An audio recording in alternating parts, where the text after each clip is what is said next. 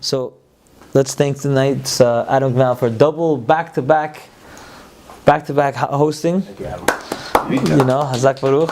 It's nice to open your house and your wife and your family should always have berachot in this house. Amen. Tonight's sponsor is going to be A.B. Nisim and Jack Ajmi. And the money is going to this group that you started. Is that you? It's a new app. New app. A friend started it called Volunteer Anytime, and it's just in a nutshell, it's like Uber for mitzvah. So if you need a ride, you know, they're trying to match you up with people. If you're a volunteer and you're approved, Right. they're going to try to help you do these things. So it's like mitzvah men and Uber combined. It's like that type of concept. Where now you can see if somebody needs tefillin, you could go and click it and see if you could help the person put on tefillin. Or And how do you list things? I need someone put tefillin on. How would you have to list so all it? you do is you list it. It has to get approved from the back end to Right. make sure it's legitimate. And then once you do, if you're approved also volunteer, then you get to do whatever very you nice. want. And it's first come, first serve. So whoever, you know, Clicks it first. gets the mitzvah to get to it. Beautiful. So we're trying to do it, and we're trying to do it like an app version where it's more, you know, today's generation. Yeah, it's more modern. so to speak. Excellent. You know? Very good. Yeah. All right, so the money goes to that organization. Yeah. Like, you sit down, enjoy. Forget the camera, man. Yeah, good. You watch it later on. So, so I think the money goes to that organization. And it's very funny that the organization is tonight's sponsor because that's what tonight's class is about. Tonight's class we're going to speak about chesed. So there's a Parashat Vayeira that speaks about when Yaakov sends malachim to Esav. The pasuk says Vayishlach Yaakov malachim lefanav el Esav. Later on, Yaakov sends malachim, angels, to Esav. And then Farshim bring down that where those angels come from. Yaakov, every time he made a mitzvah, also us, whenever you make a mitzvah, you create your own angel. You made a mitzvah tonight, you create an angel. He walks with you. We don't see him, obviously. But every time you do a mitzvah, you create an angel. Yaakov used those angels, and he sent them to Esav, the ones that he created. So now, Avraham Avinu has the same situation. The story is that Avraham Avinu, obviously on his third day of his Brit Milah, we know the third day is always the hardest day. It's the first day you get to Brit Milah, so the first day hurts a little bit. Obviously, we don't remember what happened, but we see from we see from experience, and the Torah tells us that the third day always is the hardest day to anything. The surgery, the operations. The third day usually is the most painful day. That's when the body actually feels the pain of what happened. First day you're usually numb, or you're just either drugged up or medicine that you don't really feel the pain. Second day you're wearing off of it, and the third day you're off the medicine, and you're actually feeling whatever scar, whatever thing that actually was created. So that was the hardest day of him. And he's outside, and Hashem made it the hottest day on purpose to test him. And he's sitting outside, and he's waiting for guests. Yes. And there's no one out there. And there's no one going to come because it's the hottest day. Hashem took the sun out of its regular position and made it hotter than usual. And it was an extremely impossible day to do anything sort of mitzvah. So the pasuk tells us that all of a sudden he's sitting outside and he sees Vayisa enav vayad v'hineh shlosha anashim. He sees three people coming to the area, and he runs vayaratz lekatam. He gets up and he runs to them and he invites them to the house. We know from Rashi that those three people were malachim. The question is, where did the malachim come from? Where did they come from? The hottest day of the year and third day, and he's looking for a mitzvah and he gets a mitzvah. Why does he deserve to get? Where did they come from, these three angels? So here's the question: If we learn from Yaakov that if you do a mitzvah, you create an angel. The question is: let's say you want to do a mitzvah, and you don't do it. You wanted to go to shul this morning. You set your alarm clock on time. You didn't do it. You wanted to do a chesed. It didn't work out. Someone else did it. Right? You decided to join the volunteer app. You went to go do the mitzvah. All of a sudden, someone pushed it for you. You missed it. Do you still create an angel? What do you think? Yeah. Half. Yeah. Half? You get a half one? A missing leg? Missing a leg? I think you get it. It's the push. There was a lot of times I wanted to go to class, and then I was like, I didn't go to class. Beautiful. So same thing as me. But is it out of? Do you get it? That's the question. Out halfway through, I don't get the full mitzvah. Why not? Because I wanted to go to class and I couldn't push myself to get out of the house and do it. What if you I got think out of there's the two house scenarios. in the park? Okay. Yeah, what if behind the truck? What if you're behind the truck? Let's see what he has to That's say. more effort. do it You get some enough. more points. You get some more So you're You saying, get credit, you don't. You're a sucker. The You parking's out of okay, control. that's Jack says. What do you I say? think there's two scenarios. The first scenario is a person says, I want to go to shul tomorrow morning. So he sets his alarm clock, which is already a mitzvah itself, preparing for tomorrow. Right. Right? And the whole preparation, the whole mindset, those are all different mitzvot that you're getting that are full mitzvot. Going to shul, you didn't get. Right, the last part you didn't get. The last I hear part what you you're didn't saying. get, but you got the previous part. That's scenario number one. Scenario number two is if I tell somebody I'm going to help you with something, and I only help them halfway. I don't fully help them. for whatever That's reason. creating half an angel. With, Okay, so which lacks. so you agree with him that you get half angels? Which part? Yeah. Top half or the bottom half? Which part gets created? Depends where your mindset is. The question is what happened? If you intend to do a mitzvah and you're not able to do it because of onus, which means you are not for your fault, you're behind a truck, you're behind, your car got a flat, or the person did it for you, that's called onus. That means you intend to do it, you're doing it, you're on the way to do it, but for whatever reason it wasn't your fault, and it was done. That's a case of onus. The case of a guy wanted to do it and he woke up late and he wasn't able to do it and he was tired and the game was on, that's not really considered that he couldn't do it. Just his body got the hold of him, the Yitzhak got the hold of him. In that case, he wouldn't get an angel. But if you want to do a mitzvah and you were honest, which means it wasn't for your fault, something happened that was out of your hands and you couldn't do it, you get credit for it. Abraham Avinu, you know where we get 3 angels from? He wanted to do the mitzvah so badly, Hashem gave it to him. His intention was, I want to do I'm looking for a guest. He wasn't coming. 3 days they were not coming. Hashem said, you know what? You get them. The angels that came to his house were the ones that he created just by doing a good thought. All he wanted to do was do the mitzvah. And he still got angels. From here we see that even if you have intentions to do a good thing, and it doesn't work out, but you're intending to do a good thing, you already start getting credit for it. Like David said, you already get credit for it. Just thinking good is already a good thing. That's how we start the parasha off. We start off with the concept of what chesed is. So we learn that you get a mitzvah even if you think about it. Think about it, you already get credit for it. You know, the funniest thing is that the Torah gives us this whole story of Abraham and 99 years old. 99 years old. Had a brit milah on himself. Sitting outside on a hot day, waiting for guests to do a mitzvah. Why does the Torah bring this whole story? Why is this story the one that they focus so much on, and the whole Avraham Avinu, the whole parasha is working on this part of his life? He did many mitzvot in the Torah. Why is this thing such an important thing? And one answer is from a Sefer called Kalat Yitzchak. He says an amazing answer. He says that sometimes in life you can find so many excuses to not do a mitzvah. You can be doing something and then all of a sudden someone tells you something, whatever it is, there's a mitzvah coming on, you have your own excuse. I'm busy, I'm doing this, I'm doing that, something came up, and you have legit excuses. They're all legit excuses, you have real things. But you find yourself a way to get out of it so that someone else can do it. Here is a story of Abraham Avinu who had the total 100% best excuse in the world to get out of it. Yeah. Old man, 99 years old. Brit milah, 3rd day, boiling hot, no one's outside, right? You would say, okay, Abraham, just go inside, relax, you're good for today. Tomorrow you go out and wait for you to get better. No, he didn't find any excuses. Not only that, when he saw them come to him, Vayara tzilkatam, he runs to them. It says that Midrash says that as he was running, there was blood falling from the Brit milah. That's how much he was totally forgetting about what he did. He just ran to the people. He didn't care. He was running to the mitzvah.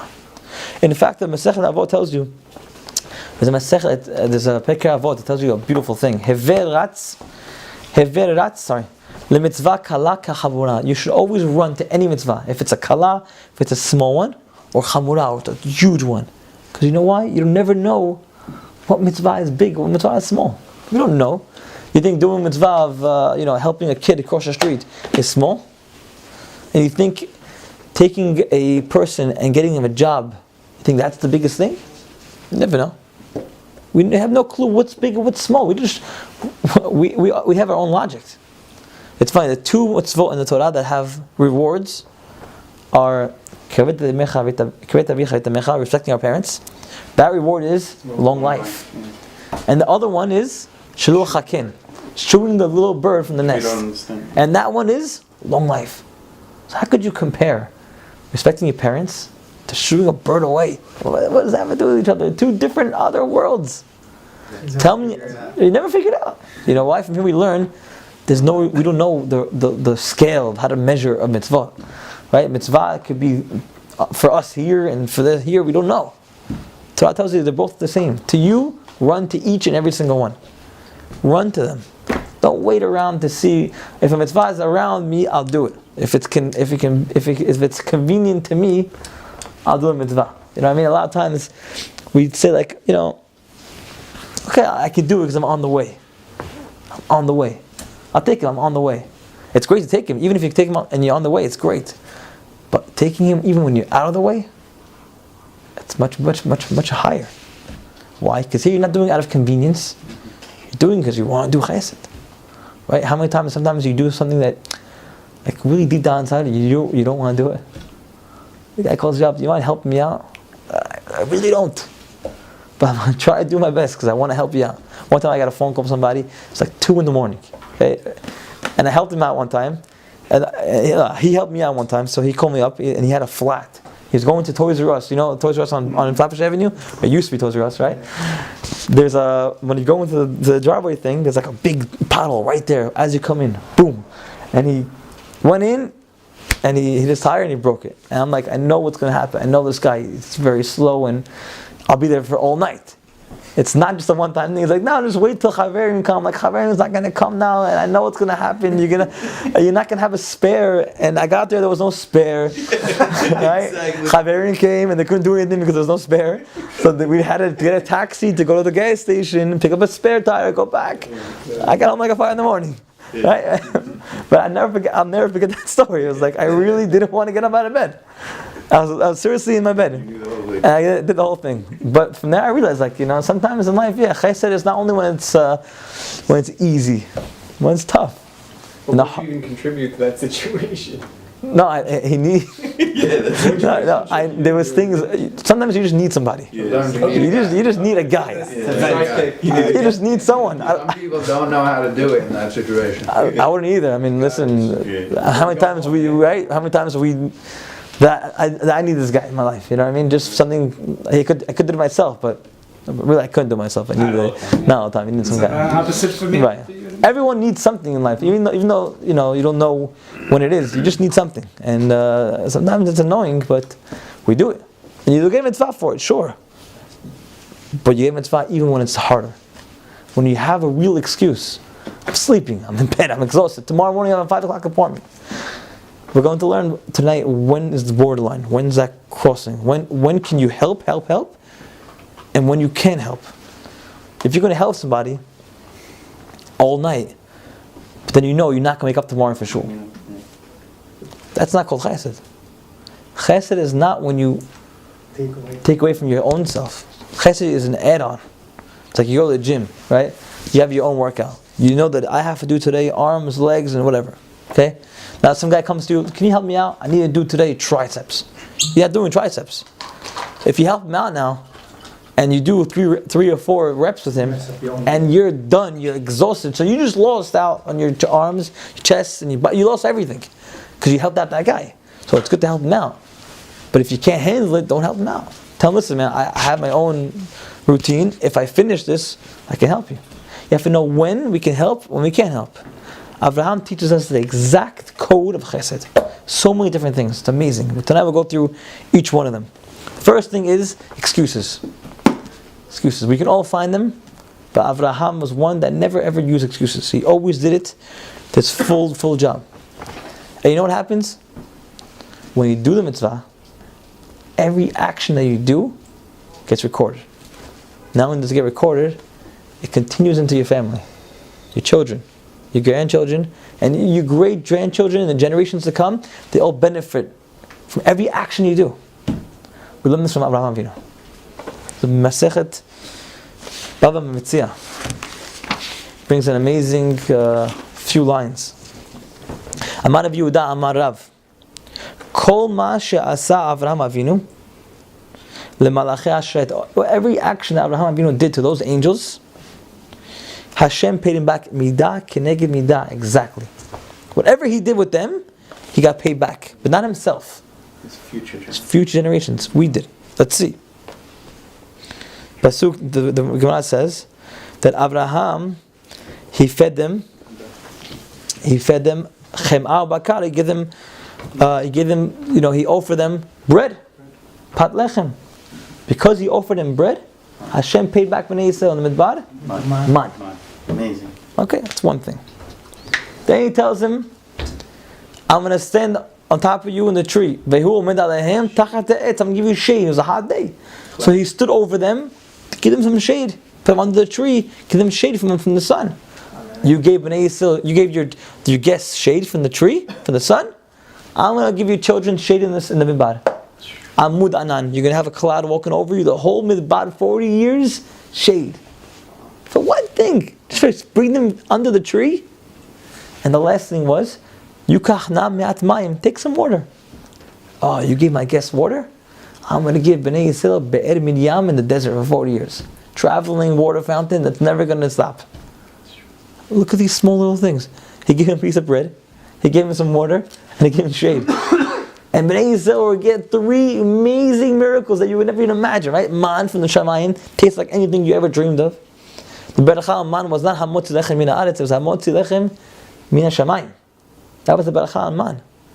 You had the Be'er Midyam, the traveling well that never ever let out its water. Not only did it not ever finish, it was like a fountain of youth. You would drink from it, you get healthy. No sicknesses. And Amud Anan, the cloud that shed them from every type of harm in the midbar. Right? The Amud Anan was not only on top, it was on the side, on the bottom. Scorpions would get burnt, snakes would get taken care of. The floor they wouldn't feel, they were walking on clouds. Nothing was felt. Why? Why did he get all these things? Because our great grandfather Avraham Avinu did these 3 things. You can imagine what we get from what our children get from what we do. A small little thing that we do, we never know what our children get or what our grandchildren get. We don't even know later on in life what we do. I'll tell you an interesting thing. There's in Amidah every day we take 3 steps forward. All right, where does that come from? 3 steps forward comes from where? I'll tell you a place you never imagined it's going to come from. There was a man, his name was Nebuchadnezzar. Nebuchadnezzar was one of the people who destroyed the Beit HaMikdash. Terrible man. Terrible man. He worked for a king. He was originally assistant of the king. His name was Baladin ben Baladin. That was his name. Ben Laden. Times of the Babylonians. His name is Baladin ben Baladin. And one day there was a king of the Jews. His name was Chizkiyahu HaMelech. He got sick. And the only way to heal him was for the sun to heal him. And it was already coming evening time. Hashem made a nest that the sun's going to stay in the sky longer. And when this non-Jewish king saw the day was prolonged, he asked his advisors, what's going on? They said, there's a king of the Jewish people that Hashem is doing a miracle for. He said, really? There's someone in that generation that does these kind of things that Hashem's going to prolong the day? And I don't know who he is? So he wrote him a letter. He wrote, Shalom Alecha King, Shalom Alecha Am Yisrael, Shalom Alecha Melech Malchei HaMelachim to Hashem. And he sent the letter out. The only problem was Nebuchadnezzar, this bad king, eventually, he started off as the Sofed. He was the writer for this king, Baladin. And he would always write the letters. That one day, he wasn't there. So when he came back, he said, what did you do today? He said, I wrote a letter. He told him what he wrote. When he found out what he wrote, he ran after the messenger to stop him.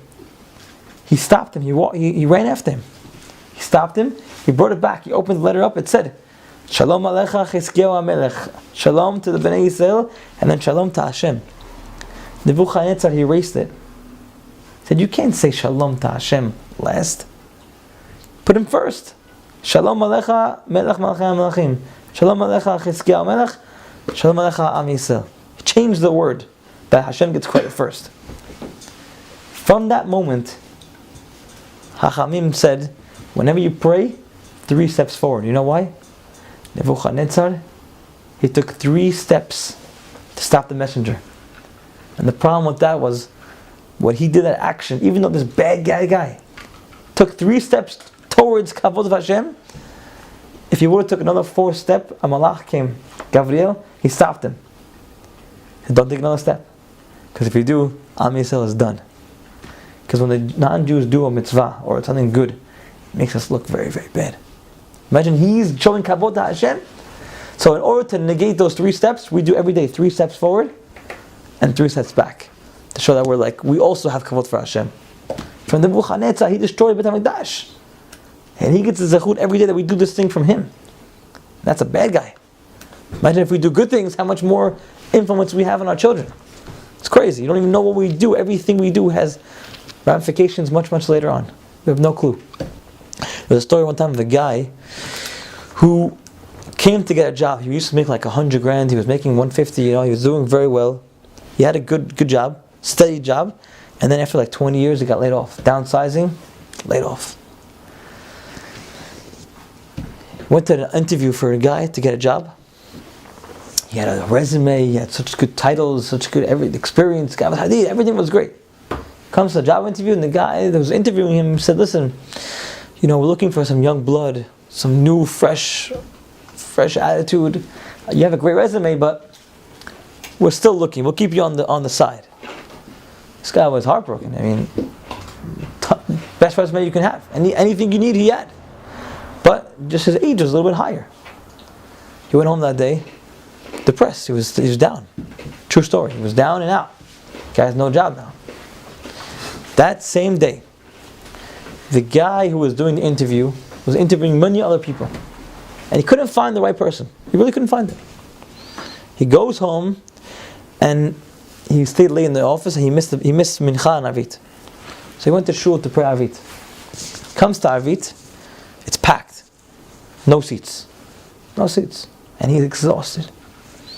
He comes to shul, and there's one boy that sees him.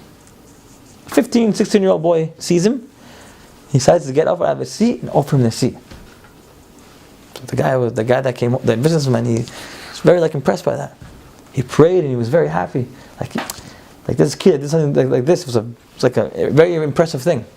So after tefillah, he goes to the boy. He says, "I know you are. You're the rabbi's son, right? Oh, you're the rabbi from that. You look familiar to me."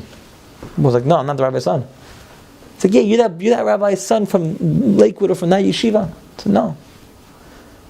So I recognize you from somewhere. Who's your father? I told him the name. The guy, the light bulb hit his head. It's like, I know this name. Like, I don't know who your father is, but I know the name. What happened was, he runs back to the office, looks through the paperwork, and he sees the guy that had a good resume, that was his son. The guy that had a good resume, that was his son. He calls him back that night. He goes, "I want you in my office. I want you working." He said, "What do you mean? I just spoke to you an hour ago. You don't want me. I was young. I wasn't, older." I said, No. I won't tell you the story. I said, "Your son got you the job. Your son got you the job. But I see that from your son. I see how you act. If your son acts like that, I can tell it's you. So from here you see, sometimes you don't know what action you do. It wears off in your kid. It might be that your children take care of you, or you take care of them. We don't know. But whatever we do has an effect on every single thing we do. It's amazing. The story is a true story. The father came home that night. He bought his son a cake. He said, "This cake is for my son." Everyone was like, "What happened?" He told him the story. Just from getting up in shul, he got his father a job. Imagine that. And his father was out of a job for a long time. Getting up in shul for somebody. Amazing. I want to go a little more. We just learned that everything we do has an effect. But now the question is, here's where people make a little bit of mistakes, sometimes. There's chesed that we can do with everybody. We learned tonight, there's a chesed that and if you get hurt by it, we don't do it. It's also an interesting point on chesed, that we don't do it at the expense of other people. Give you a classic example. It didn't happen tonight, but it can happen a lot of times. I want to invite Oh, my boys for dinner. Whatever. I want to watch it, whatever. I want to have them bring them over for a class or for the game, whatever it is. You invite everyone to come. Beautiful. You have tons of food, everything's great. Did you ask your wife? Did you ask the boss? What do you mean? You want to invite everybody? Who's preparing the food? You went home, you prepared the food? When they leave, you clean up after them? Who's doing all that? You can't invite people to your house on no one's expense. On yourself, if it's your own apartment, no problem. But you're going to do it on somebody else's expense? Especially your partner in life? It happens so many times. Oh, I brought people to my house. Again, not talking about 1, 2 guys. I'm talking about enough of a problem where people are not expecting it. Right? Or even, this happens a lot also. We go do chesed, and sometimes on the way, push and shove some people out of the way so you can do what you have to do. Because it's fine, I'm koshering everything because I'm doing chesed. So I'm allowed to burn red lights, and I'm allowed to not pay this and not pay that as long as I can do my chesed. That's not chesed. There's a famous example I always say. Yom Kippur, when you have a Torah is open, right? Neilah time, and everyone's Torah is open, and it's a time to go, right? So you have a guy, he's excited to pray, so he runs, he's heading, and on the way he stepped on this guy's foot, knocked this guy out with the elbow, right? And as he was walking, he didn't realize, but he was, shaking, and he was elbows up. I'm talking about like when you're getting a rebound, the elbows up, he's going to the right, his elbows up, and on the way, guys are getting bloody noses, knocking out their teeth. Like, what are you doing? You're going to pray for Hashem and Torah, you're knocking out a guy on the shoulder? It happens a lot. Or a guy runs chesed Torah, and on the same way, you knock some guy onto the floor. Balance. Hashem doesn't want you kissing the Torah if you can do that. Stay where you are and pray over there. Don't knock anybody down. Tons of times. This happens almost every Shabbat. You have the Torah's out, Baruch Hashem, people are running to the Torah, and you overstep, and you don't realize that people are there also. There's a guy in front of you, let him go before you. Or even the smallest thing, you're putting on talit in the morning, shachit. Put your talit up, right? This happens a lot, and I've seen it. Put your talit on, and you do the tip, and you have a talit, knock the guy in the eye, and the guy's glasses fall off, his contacts come out. You don't know what happened, right? And you don't see it. Just look around for a second. Who's around me? Okay, if someone's around me, do it a little slower. Don't go so hard. You have guys that have whips, and CCs are really long, knock you out. Be careful. You want some guys that aim at you. Especially if it's somebody you saw. I saw you walk into the shul. You saw me. We spoke for a second. I'm right behind you. You have to have decency. You have to know where you are and who you're with, not to hurt anybody's feelings. So important. We learned from Abraham Avinu amazing thing. Pasuk says, everything is written in the Pasukim is amazing. Pasukim say that Abraham is offering them all things to eat, right? First he says, I'm going to give you pat lechem, I'll give you some bread and some flour, whatever, something small. When he gets to get them food, it's nothing to do with pat lechem. He gets them 3 parim, 3 cows. He gets them 9 cakes, soya, lushi, ugot, all these things. Abraham, you didn't say this. He didn't mention what he was bringing, he just did it. Don't speak a lot, just do it. You have guys that just do things, they don't say anything. Come over, I'm having a thing tonight. Okay. You come over, you have a spread from here to there, you can't believe it. Right? You come over, you have a warm place. That's all you need. You don't have to say a whole spiel. You don't have to say about what you're going to do. Tomorrow I'm doing this and next week I'm going there. Just do it. You have guys that their word isn't so good. Why? Because they'd say a lot of things and only half of it comes out. I'm coming tonight for sure, no problem either. I'm telling you, Rabbi, tomorrow homework, I'm doing it. I have a kid, I see him all the time. I know what's happening every single day. I write the homework down on the board. I write it down on the board, homework's there. Jacob, write it down. Rabbi, I know it by heart, trust me. I'm going to do it. The next day, Jacob, what's the homework? I forgot what page it was, Rabbi. If it was that page or that page, I know, I'm anticipating what he's going to say. I'm looking for what answer he's going to say. But how do you defend that? Tell the kid beforehand, write it down. Like, I'm that kid that used to not write it down. I know exactly what it was. In our days, it wasn't like, Rabbi, you didn't write anything on the board. I did. No, you didn't. They're going back and forth. But these days you can't do that because everything is cameras and take a picture. The kids take a picture of the board, what it said, what it didn't say. So if you want to change something, you can't. Everything is different. But from here you learn that you have to say what you're going to do. Your word is the golden thing, right? Your word is who you are. Tov Shem and Shem and Tov. Your name is your word. If you have a good word, you do it. Abraham's name was golden.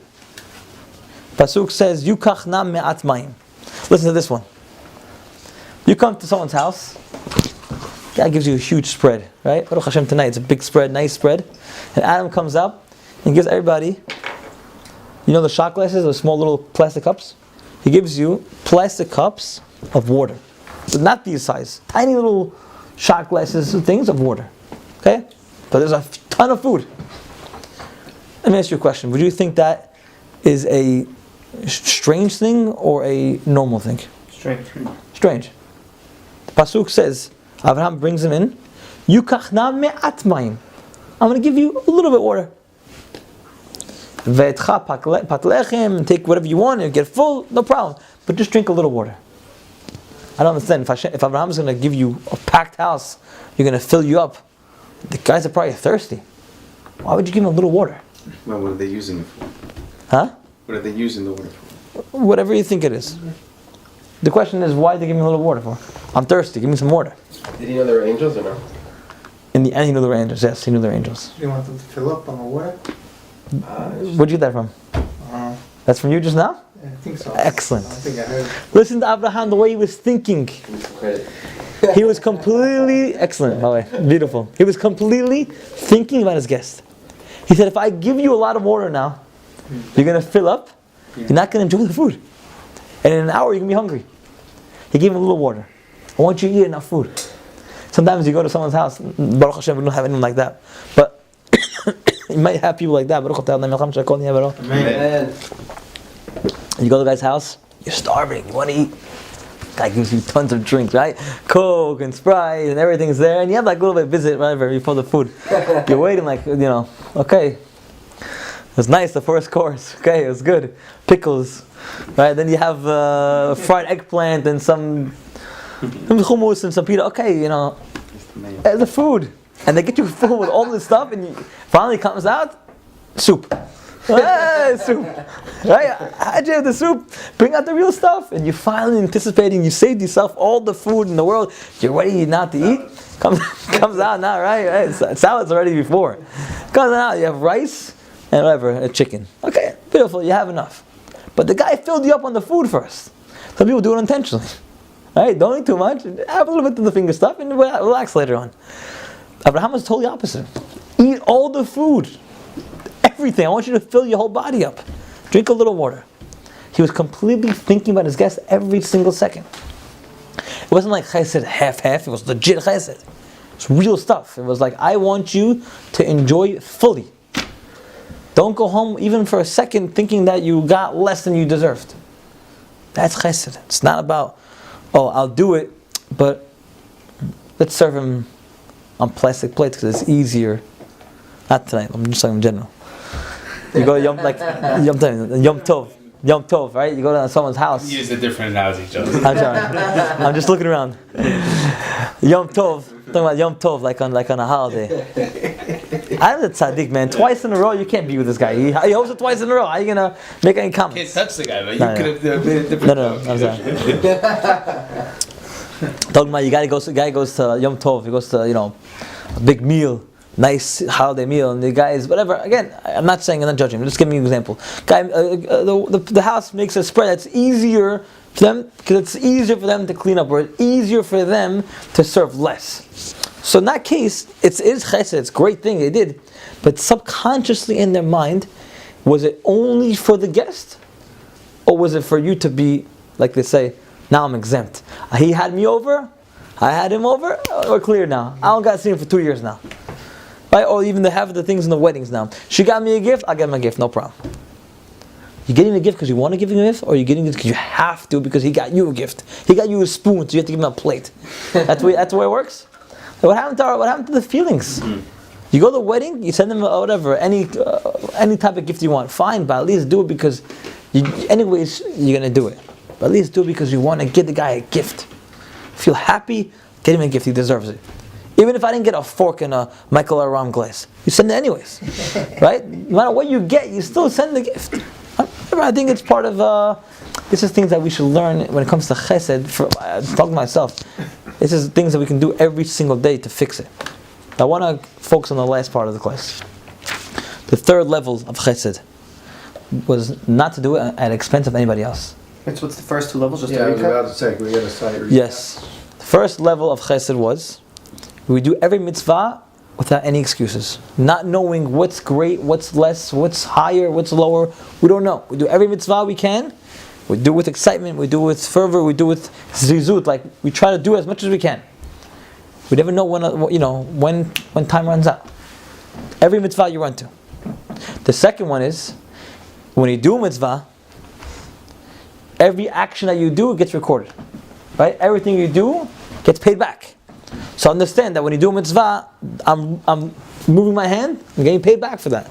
I'm giving him a cup, getting paid back. Every single thing you do, you're getting paid back. There's a famous story, I love to say a story, is that there's once a girl home and with her mom. She was like a 7-year-old girl. True story. She was home with her mom. Comes the guy on the door, knocks on the door, collecting money. Schnur, collecting money. The mom quickly opened the door and tried to close it because we don't let any strangers in the house. So I'm sorry, we can't give any tzedakah. I don't have anything. The girl who saw that, she felt something. She's like, Mom, can we give something? She's like, listen, honey, we don't open the door for people. We don't know who they are. She's like, Mom, something. She said, you know what? Okay. The girl ran into the kitchen. She got a glass of milk. Glass of milk. She gave it to the guy. At least we can give him a glass of milk. The guy got it, made a beracha. I was so happy he got a glass of milk. He felt so inspired by this girl giving him a glass of milk. It changed his life. Fast forward about 17 years later. The girl now is about 20 years old. She got married. And one day, she had a heart issue, a heart defect. They brought her for emergency surgery in the hospital. She goes to the hospital. Baruch Hashem, the surgery goes fine. The operation goes smoothly. Only problem was the bill comes. And the bill was like 70 grand. An exorbitant amount of money she could not handle. She has no clue where she's getting the money for this. On the bottom of the page it says, paid for with a glass of milk. Wow. The doctor that did the heart surgery was the same man who came to that house 17 years ago asking for money. And you know who was the girl that got the heart? Fixed the heart? It was the girl who gave the glass of milk. You never know, when you give, you get. It's amazing, when you give, you get. You don't know when it's going to come. All you do is give a glass of milk, you get a heart. That's something that you see, the actual, but you don't know what we do. I can give you a fork. Here, take a fork, make a beracha. When I give you a fork, I might get a leg back, Baruch Hashem. You never know what it is. You never know what it is in life. You do something small, Hashem pays everything back. But I want to go to the last point. Doing chesed on your own expense. You want to bring on a mitzvah? You do it. Don't let somebody else do it. Don't let somebody else get hurt when you're doing it. I'll give you an example, a few examples of this. The Chavetz Chaim one time had a guest come to his house. His name is Rabbi Lev Chasman. He came from very far away. And he came for Shabbat. Now, could you imagine the Chavetz Chaim's table on Shabbat? What it was like, I cannot imagine. But he was definitely excited to go to the table. He gets to the house after Shabbat, after Shul, to get home. Chavetz Chaim talking. This is not somebody small. Chavetz Chaim was like a malach. He gets to the house. Quickly, Chavetz Chaim takes a kiddush cup, pours the wine, makes kiddush. Hamotzi, goes to do it inside Zayim, comes back to the table, Hamotzi, brings out the fish, starts eating. The guest, Rabbi Yehuda Lev Chasman, was a big rabbi. He asked Chavetz Chaim, Kvod Harav, we missed something. What did we miss?